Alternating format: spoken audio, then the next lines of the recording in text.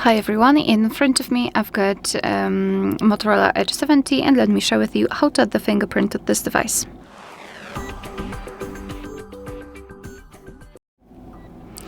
So let's start with opening the settings, and here we have to scroll and find the option Security and Privacy. Then let's tap on Device Unlock and tap on Face and Fingerprint Unlock. If you do not have any kind of screen lock, you will have to add it right now. If not, you will be just transferred to another step. Let me quickly set the pattern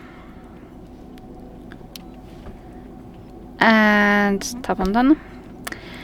Let me just go through it quickly and tap on Fingerprint. Tap on Setup, and here we've got our fingerprint sensor. All we have to do is to put our finger on it and do it multiple times in order to add our fingerprint fully. As you can see here, we've got this progress line, so we can check whether it works. As you can see, it's quite sensitive. I mean this sensor, because it still is showing us the information that we have to change the position of our finger.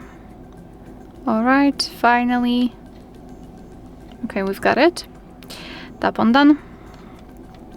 And here we've got our fingerprint section. This is the fingerprint we just added. We can rename it or remove it, add another fingerprint, and change animation styles. As you can see here, we've got 3 of them.